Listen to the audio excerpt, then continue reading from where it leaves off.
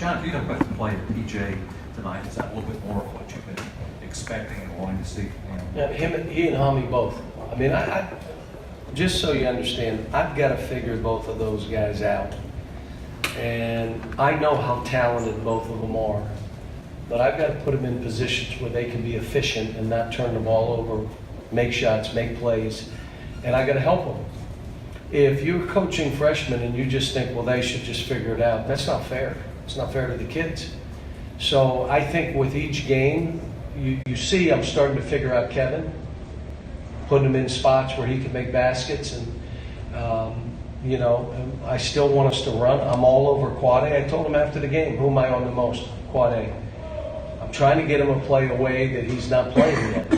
If you remember, this was kind of like what happened with us when we had Marcus Teague. If you remember those first 7, 8, 9 games where everybody was losing their mind and I was trying to get him to play a certain way that he just wasn't used to playing. And now, Quad A, why do we need him on? Does anybody watch the games or are you just watching your phones? Just curiosity. So tell me why we need him on the floor. Because he can shoot. Like that's 1 out of 30 of you that recognize that. But that's okay. Because he can really shoot the ball. And so now I don't need him dribbling 12 times. I need him to get rid of it and get away from it so we can get it back to him and score baskets. And then defensively, I thought we were a little bit better. We still broke down some at the, there was a stretch in there at the beginning of the second half. But I feel we're getting better. We're trending the right way. And now we got to sustain. The kids will be off. They're going to have the rest of today off, and then they've got Monday off, and they have Tuesday off. So they got a long stretch off. And we'll come back Wednesday, Thursday, Friday, practice, play Saturday, off Sunday, come back Monday, Tuesday, Wednesday, Thursday, Friday, light, and play Saturday. So we basically have 7 days of practice, finally, to where we can try to get better, and I can try to focus on some areas that I know we got to get better at. John, how much more did you guys post up Kevin tonight? How important was that his overall? Well, we posted him some, and we also put him near the rim where he can pop out and make shots. But we also, I'm trying to get him to drive the ball. So today he shoots 4 threes, and it's the only shots that he missed. Normally he's not going to miss all those, but I don't mind him taking 4 threes. I don't want him taking 7 or 8 threes.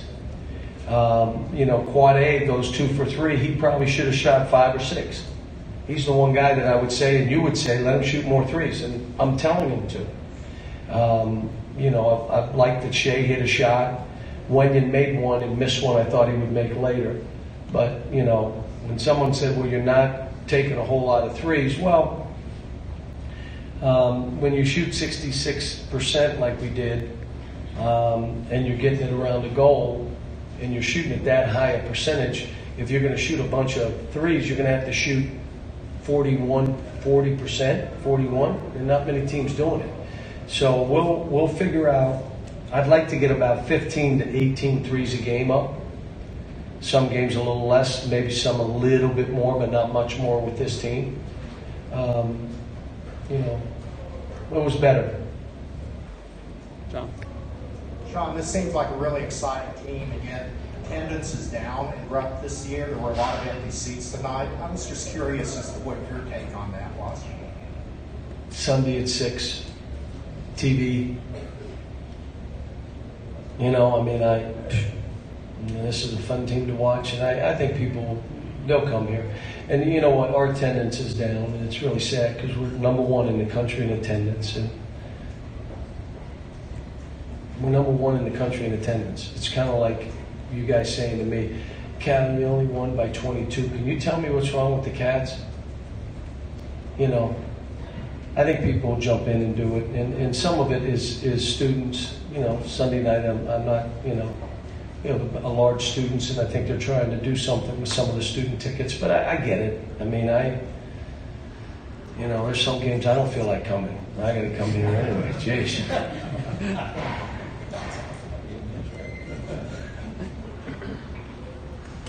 You mentioned that you're looking forward to having more practice time. So as the schedule starts to open up more, how much do you think that practice time is going to help your team? How do you think Well, there's so many things we got to figure out. A lot of scrimmage in to again build these players into more efficient team and more efficient individually and better with the ball, limiting turnovers. Trying to get them. I thought this was the closest we played to a 40-minute basketball game this year. This is the closest, and so that's good to see. But there's some stuff we need to do in the press that we want to change the game up a little bit. We're so long and so big. I just don't believe stretching out the court for any serious amount of time is a smart way to go. Because if you're going to get one contested shot with a 6'10" guy over top of you and you're 6'2", I'd probably rather give you that than scrambling in a press and give you that three in the corner with no one on you or a layup. So, there's different ways of looking at it. I like the zone, the way we're playing it.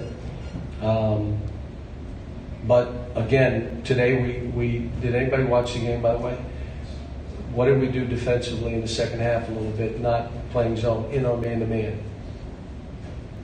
Don't be embarrassed. We switched everything. Did you see it? You got to take your face up from that phone. Look at this game. We switched everything. Now, when we start switching everything, think about it. What are you going to run?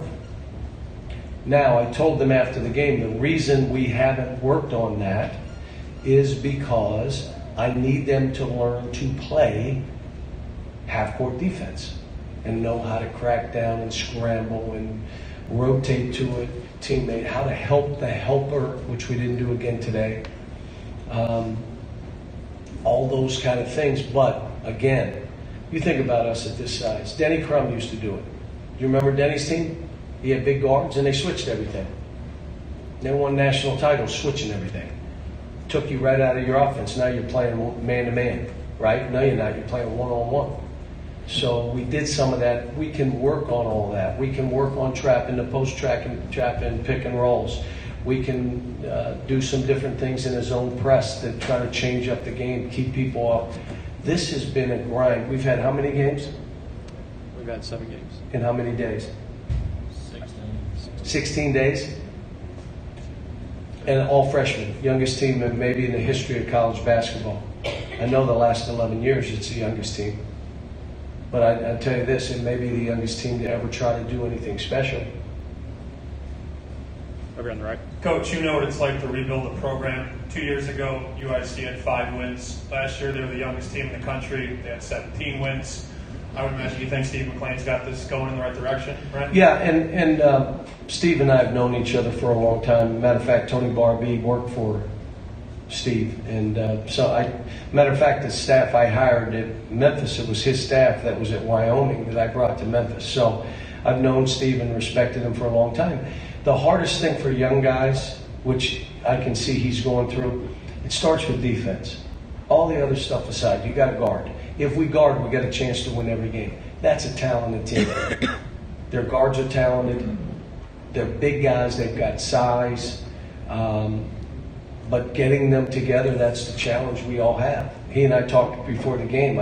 He looked at me and said, I said, don't talk to me. I'm not doing anything. You want to hear my story? I'll tell you mine before you tell me yours. But that's what makes this fun, especially when you're rebuilding. But the guys got to really buy in. I mean, I got a team that's bought into what we do. Like today's shoot-around was a bear. I'm not worried it's a shoot-around. You got a game that night. We got to get better in this hour.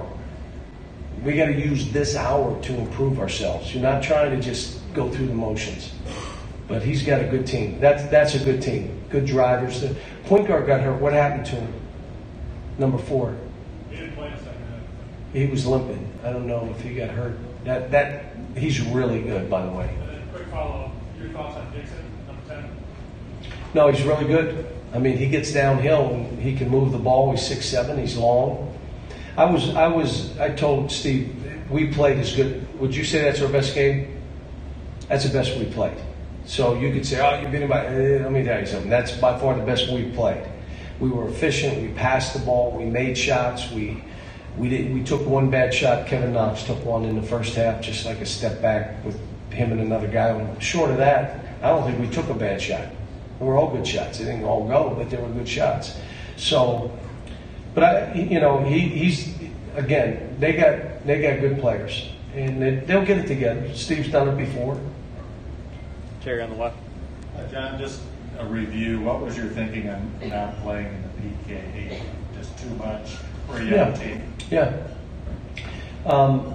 Look, here's, how many of those events have we played in since I've been here? And if I was going to play in one, it would have been for Phil Knight. I want you to hear what I'm saying. The only reason I would have played in that event was if Phil Knight told me, you have to play in this event. And he did not say that. Phil Knight's one of the gentlemen that I really like you to do this, but I get it and I understand. Are you going to be, the only reason I would have done it, it's hard when you have teams like this.